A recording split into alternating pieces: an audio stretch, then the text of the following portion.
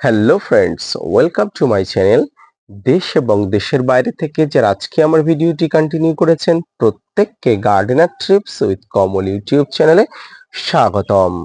তো ফ্রেন্ডস, এই মুহূর্তে বাংলা সহ সমগ্র জায়গাতে কিন্তু ঝমঝমিয়ে বর্ষা চলছে। সমগ্র দিকে কিন্তু বিভিন্ন বন্যা দুর্গতদের আর্ত কিন্তু হাহাকার দেখা দিচ্ছে। এই সময় আমরা যারা ছাদ বাগানি, এই ছাদ বাগানিরা কিন্তু অনেক সময় চিন্তিত হয়ে থাকছি ছাদ বাগানের গাছগুলোকে কিভাবে রক্ষা করব, কিভাবে প্রোটেক্ট করব। আর আজকের ভিডিওর আলোচনার বিষয়বস্তু হঠাৎ বৃষ্টির কারণে, হঠাৎ নিম্নচাপের কারণে ছাদ বাগানের গাছগুলোকে কিভাবে প্রোটেক্ট করবেন, বৃষ্টি থেমে যাবার পরে আপনাকে বেসিক কতগুলো পরিচর্যা করতে হবে, কিভাবে পরিচর্যা করবেন, কি ফাঙ্গিসাইড ব্যবহার করবেন, পাশাপাশি এই সময় আপনারা বেসিক কিছু জিনিসপত্র আপনাকে ছাদ বাগানের জন্য অ্যাপ্লাই করতে হবে, কি সতর্কমূলক ব্যবস্থা আপনাকে নিতে হবে, তাই নিয়ে থাকছে আজকের ভিডিওটি। মনোযোগ সহকারে ধৈর্য নিয়ে দেখতে থাকুন। সেপ্টেম্বর মাসের একদম শেষ পর্যায়ে এসে এমন আকস্মিক নিম্নচাপ কিন্তু আমাদের হতভম্ব করে দেয়। যদিও প্রাকৃতিক বিষয়, আমাদের কোনো হাত নেই, তাই নীরবে কিন্তু আমাদের সহ্য করতে হবে। একজন ছাদ বাগানি হিসাবে, একজন কর্তব্যবান পিতার মতো গাছগুলোকে কিন্তু রক্ষা করতে হয় বিভিন্ন প্রাকৃতিক বিপর্যয় থেকে শুরু করে পারিপার্শ্বিক বিপর্যয় থেকে। তাই হঠাৎ বৃষ্টির কারণে অনেক সময় আমাদের ছাদ বাগানে গাছগুলোর কিন্তু পরিবর্তন দেখা যায়। বৃষ্টি যেমন হলে গাছগুলোর ভালো হয়, সুন্দর হয়, গ্রোথ ভালো হয়, ঠিক তেমনি অতিবৃষ্টিতে গাছের অনেক ধরনের সমস্যা ঘটতে পারে। এই অতিবৃষ্টিতে গাছের সমস্যার মধ্যে যে সমস্যাটি প্রধান এবং অন্যতম, সেটি হচ্ছে গাছের রুট রট বা শিকড় পচাজনিত সমস্যা। আকস্মিক হঠাৎ করে কয়েকদিন ধরে ঝমঝমিয়ে বৃষ্টির কারণে গাছের এই রুট রট বা শিকড় পচাজনিত সমস্যা কিন্তু আমাদের নানা ধরনের টেনশনের মধ্যে ফেলে দেয়। দ্বিতীয় যে সমস্যাটি হঠাৎ করে হতে পারে সেটি হচ্ছে গাছে অত্যাধিক মাত্রায় ফাঙ্গাস বা অত্যাধিক মাত্রায় বিভিন্ন ধরনের ব্যাকটেরিয়া জনিত আক্রমণ। তাই এই অত্যাধিক মাত্রায় ফাঙ্গাস এবং ব্যাকটেরিয়া জনিত আক্রমণের কারণে গাছকে রক্ষার জন্য আপনাকে কিন্তু এই আকস্মিক বৃষ্টির পরে বেসিক কতগুলো জিনিস কিন্তু আপনাকে মেনে চলতেই হবে। এটা কিন্তু আপনার প্রথম এবং প্রাথমিক কর্তব্য। এরপরে আপনার যে জিনিসটাকে দেখতে হবে সেটি হচ্ছে টবের মাটিতে কোনো ধরনের জল জমে আছে কিনা, টবের মাটিতে কোনো ধরনের সমস্যা হচ্ছে কিনা, এই সবগুলো কিন্তু আপনাকে দেখতে হবে। তো আসুন আমি একটা একটা করে আলোচনা করি। হঠাৎ বৃষ্টির পরে কিন্তু গাছে ফাঙ্গাস এবং কীটপতঙ্গর আক্রমণ বেড়ে যেতে পারে। প্রথমেই আমি বলেছি, এই ধরনের ফাঙ্গাস এবং কীটপতঙ্গর আক্রমণ থেকে বেড়ে যাওয়ার ফলে আপনার ছাদ বাগানের গাছগুলো কিন্তু আমূল পরিবর্তন হতে পারে। ছাদ বাগান কিন্তু ধীরে ধীরে কিন্তু নষ্ট হয়ে যেতে পারে নানা ধরনের ফাঙ্গাস এবং কীটপতঙ্গর আক্রমণ জনিত কারণে। তাই এই ফাঙ্গাস এবং কীটপতঙ্গ নাশক আপনাকে ব্যবহার করতে হবে। ঠিক কয়েকদিন বৃষ্টির পরে যে মুহূর্তটা আকাশে রৌদ্র দেখা যায়, ঠিক দেখুন সকালে সোনালি রোদ উঠছে প্রায় 3 দিন বাদে। এই 3 দিন বাদে যেই সোনালি রোদটা দেখা যায়, ঠিক এই সময়টাই কিন্তু আপনার কাছে এক গুরুত্বপূর্ণ সময়। এই সময়টাই কিন্তু আপনাকে ফাঙ্গিসাইড এবং কীটনাশক কিন্তু গাছে স্প্রে করতেই হবে। তবে এক্ষেত্রে একটা কথা, শুধুমাত্র রৌদ্র উঠলেই কিন্তু আপনাকে ফাঙ্গিসাইড এবং কীটনাশক স্প্রে করা যাবে না। এক্ষেত্রে গাছের পাতা ভিজে থাকে, অনেক সময় কীটনাশক এবং ফাঙ্গিসাইড প্রয়োগ করেও কিন্তু কোনো লাভ হয় না।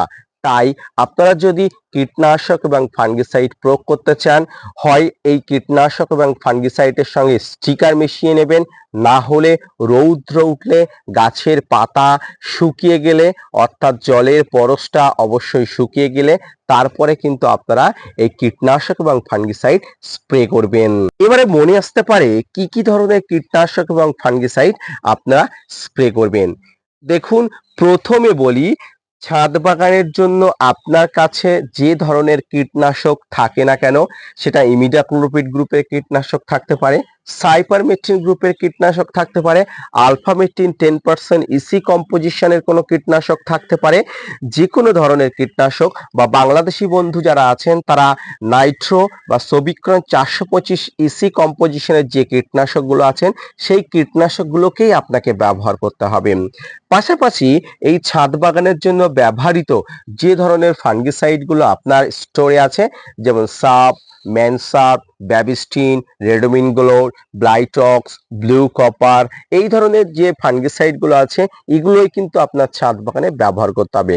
তবে বৃষ্টির পরে সবচেয়ে বেশি ভালো কাজ দেয়, সবচেয়ে বেশি গুরুত্বপূর্ণ ফাঙ্গিসাইড যেটা সবসময় আমি আপনাদের বলি সেটি হচ্ছে ব্লাইটক্স বা ব্লু কপার। এই ব্লাইটক্স বা ব্লু কপার যদি আপনি ব্যবহার করতে পারেন ছাদ বাগানে হঠাৎ বৃষ্টির পরে, সেটি কিন্তু অধিক মাত্রায় কাজ দেয়, খুব কার্যকরী হয়ে ওঠে ছাদ বাগানের গাছেদের জন্য। তবে আপনার কাছে যদি ব্লাইটক্স না থাকে আপনি যে কোনো ধরনের ফাঙ্গিসাইড ব্যবহার করতে পারেন, অসুবিধা নেই। এরপরে অনেকে জৈবভাবে গাছকে কিন্তু ফাঙ্গিসাইড এবং কীটনাশক ব্যবহার করেন।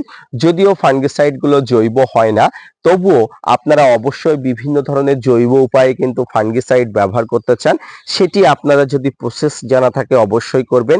এবং কীটনাশক যেমন নিম তেল, কাকা পেস্টিসাইড, এই পেস্টিসাইড গুলো আপনারা ব্যবহার করতে পারেন যারা অর্গানিক রাখতে চান ছাদ বাগানকে। এবার দেখতে হবে যে জিনিসটা, সেটি হচ্ছে টবের মাটি। টবের মাটিতে জল জমলে কি ধরনের সমস্যা হতে পারে সেটি আপনাদের সামনে বর্তমান। এটি আমার একটি বেগুন গাছ। অতি বৃষ্টির কারণে বা অধিক পরিমাণ জল জমার কারণে বেগুন গাছের অবস্থাটি দেখুন, একদম কিন্তু মৃত প্রায় হয়ে গেছে। এইভাবে কিন্তু টবে গাছগুলো কিন্তু আকস্মিক হঠাৎ বৃষ্টির কারণে কিন্তু এমন অবস্থা হতে পারে। তাই টবে সবসময় জল জমছে কিনা বা টবের ড্রেনেজ হোলগুলো ঠিক আছে কিনা আপনাকে অবশ্যই বৃষ্টির আগে এবং বৃষ্টির পরে আপনাকে দেখতে হবে। মূলত বৃষ্টির আগে এগুলোকে সব সময় চেক করবেন, জল দিয়ে চেক করবেন যাতে জলটা কোনোভাবেই না দাঁড়ায়। এই সমস্যা যাতে কোনোভাবেই না হয় আপনাকে সব সময় কিন্তু চেক করে রাখতে হবে।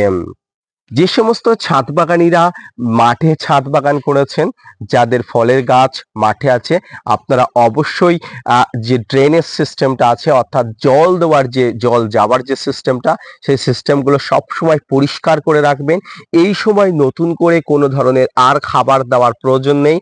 কয়েকটা দিন যাবার পরেই কিন্তু আপনি আবার খাবার দিতে পারেন, কারণ বৃষ্টির জলে যথেষ্ট পরিমাণ খাবার থাকে। বৃষ্টির জলে যে পরিমাণ খাবার থাকে কোনো উপাদান দিয়ে কিন্তু সেই খাবার পূরণ করা যায় না। তাই কয়েকদিন ধরে নিম্নচাপ হয়েছে, এই সময় আপনি বাড়তি খাবার ছাদ বাগানে কোনোভাবেই দেবেন না। হঠাৎ বৃষ্টির কারণে আমাদের মনটা যেমন খারাপ হয়ে যায়, ঠিক তেমনি গাছগুলোকে ভালো রাখার জন্য বৃষ্টিরও তেমন প্রয়োজন। তাই হঠাৎ বৃষ্টির ভালো এবং খারাপ দুটি গুণ অবশ্যই অবশ্যই থাকে। তাই আপনার ছাদ বাগানে যদি গাছগুলো সুস্থ সবলভাবে থাকে, তার জন্য আপনাকে কিন্তু বেসিক যে জিনিসগুলোর কথা বললাম সেগুলো কিন্তু অবশ্যই অবশ্যই নজরে রাখতে হবে। ছাদ বাগানে আজকের ভিডিওটি কেমন লাগলো, অর্থাৎ আকস্মিক বৃষ্টির পরে ছাদ বাগানকে কেমন ভাবে রক্ষা করবেন, পাশাপাশি ছাদ বাগানের গাছগুলোকে প্রোটেক্ট করার জন্য আপনি কি কি ব্যবস্থাপনা গ্রহণ করবেন, তাই নিয়ে আজকের যে ভিডিওটি কেমন লাগলো অবশ্যই অবশ্যই জানাবেন। পাশাপাশি gardener TRIPS with Kamal YouTube চ্যানেলকে সাপোর্ট করবেন। আপনাদের জন্য প্রতিনিয়ত তথ্য নিয়ে ভিডিও বানাই। আপনারা যদি মোটিভেট করেন, ভিডিও বানাতে আগ্রহী হই এবং নতুন নতুন ভিডিও বানাতে উৎসাহী হই। আপনার ছাদ বাগানে যে কোনো ধরনের গাছের ক্ষেত্রে কিন্তু একই পরিচর্যা হঠাৎ বৃষ্টি বা আকস্মিক বৃষ্টির পরে। আজকের ভিডিওটি এই পর্যন্ত। মনোযোগ সহকারে ধৈর্য নিয়ে দেখার জন্য অসংখ্য ধন্যবাদ।